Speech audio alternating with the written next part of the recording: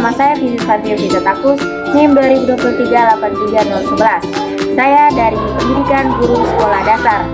Dalam video ini, saya akan menjelaskan permainan tradisional, yaitu permainan congklak, batiak, dan paku yang dimasukkan ke dalam botol.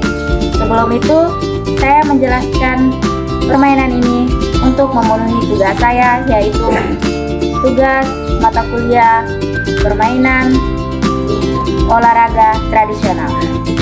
Berikut inilah penjelasannya. Baik, yang pertama yaitu permainan congklak.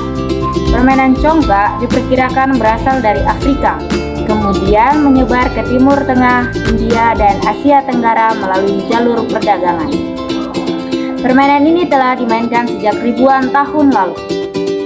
Kemudian di Nusantara, congklak berkembang seiring masuknya pedagang dari Arab dan India pada abad ke-7 hingga ke-13. Permainan ini kemudian menjadi bagian dari budaya masyarakat Indonesia, khususnya di Jawa, Sumatera, dan Sulawesi. Di Indonesia, congklak dimainkan oleh anak-anak dan perempuan sebagai permainan tradisional yang melatih strategi dan kecerdasan berhitung.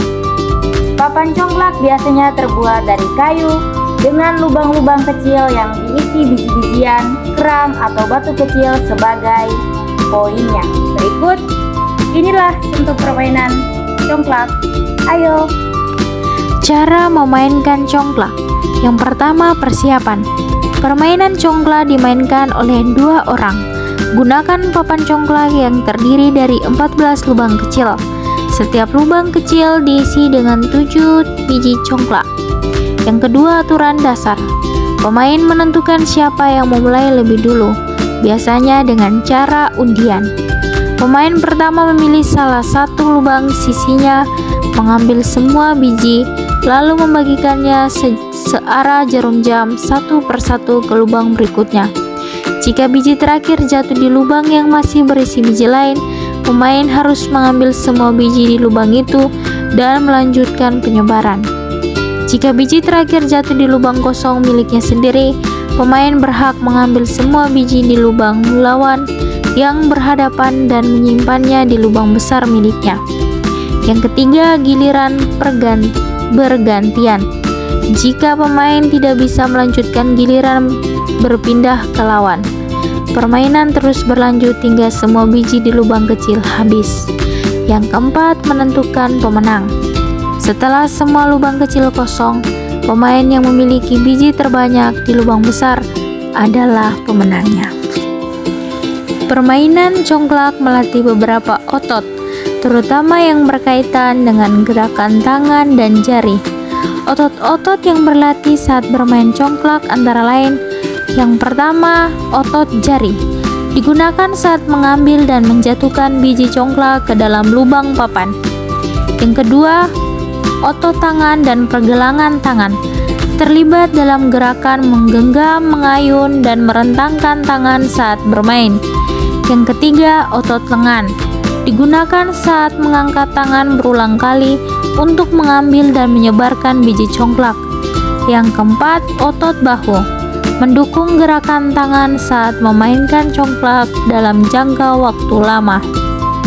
Meskipun tidak seintensif olahraga fisik lainnya, permainan congklak tetap membantu meningkatkan koordinasi motorik halus dan kekuatan otot tangan serta jari. Berikut saya akan menjelaskan lagi permainan tradisional, yaitu batiak. Sejarah permainan batiak berasal dari Indonesia, khususnya dari daerah Minangkabau.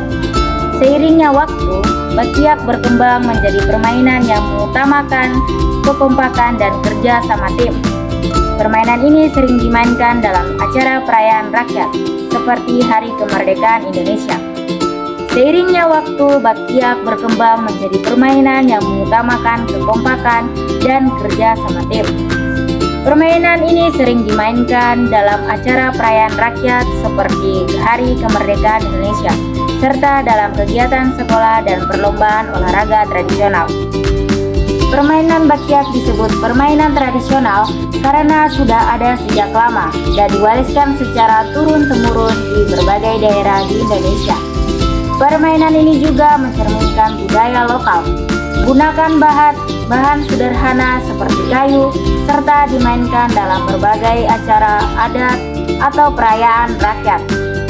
Selain itu, permainan tradisional umumnya tidak bergantung pada teknologi modern dan lebih mengutamakan interaksi serta nilai-nilai kebersamaan.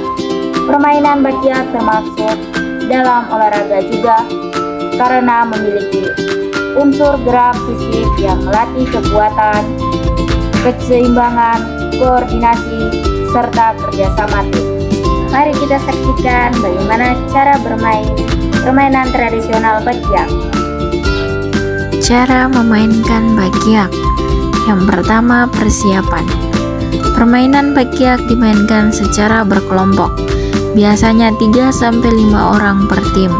Setiap tim menggunakan sepasang bakiak panjang yang bisa digunakan oleh beberapa orang sekaligus. Lapangan atau lintasan disiapkan dengan jarak tertentu untuk balapan. Yang kedua, aturan dasar. Semua anggota tim harus berdiri di atas bakiak dengan kedua kaki sejajar. Setiap tim harus berjalan secara serempak dan seirama, mengangkat kaki kanan dan kiri sesuai komando. Salah satu anggota bisa menjadi pemimpin yang memberi aba-aba seperti kanan kiri agar tim bergerak bersamaan. Tim yang pertama mencapai garis finish adalah pemenangnya. Yang ketiga, hal yang perlu diperhatikan. Kekompakan dan keseimbangan sangat penting dalam permainan ini. Jika ada anggota tim yang terjatuh atau keluar jalur, tim bisa terkena penalti atau harus mengulang dari awal. Kerjasama tim dan komunikasi menjadi kunci kemenangan dalam permainan bakiak. Berikut otot-otot yang terlatih saat bermain bakiak. Yang pertama, otot kaki, yaitu otot betis, bekerja saat mengangkat dan mendorong kaki untuk melangkah. Otot paha depan digunakan untuk menahan keseimbangan dan membantu pergerakan kaki. Otot paha belakang berperan dalam menekuk lutut saat berjalan. Yang kedua, pinggul otot dan panggul, gluteus maximus, membantu menjaga keseimbangan tubuh saat bergerak. Yang ketiga, otot inti. Otot perut mendukung postur tubuh agar tetap stabil saat berjalan bersama tim. Otot punggung bawah membantu menjaga keseimbangan saat melangkah bersama. Yang keempat, otot lengan dan bahu, deltoid dan trapezius, berfungsi saat bermain mengayunkan tangan untuk menjaga keseimbangan. Berikut yang ketiga, yaitu permainan paku dimasukkan ke dalam botol. Permainan ini disebut permainan tradisional, sering dimainkan di berbagai daerah, terutama di Indonesia. Adapun cara bermainnya, yaitu ikatkan tali pada bagian belakang celana atau pinggang pemain, dan sebuah paku digantung di ujung tali tersebut. Pemain harus berusaha memasukkan paku ke dalam mulut botol tanpa menggunakan tangan, hanya dengan menggerakkan tubuh. Adapun makna dan manfaat dari permainan ini, yaitu pemain ini mengajarkan kesabaran, keseimbangan tubuh, dan koordinasi antara mata dan gerak tubuh. Selain itu, pemain ini juga menumbuhkan semangat kompetitif yang sehat dan kebersamaan dalam komunitas.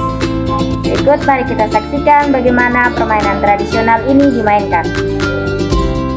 Berikut otot-otot yang terlatih. Yang pertama, otot inti. Otot perut membantu menjaga keseimbangan tubuh saat membungkuk atau menyesuaikan posisi paku.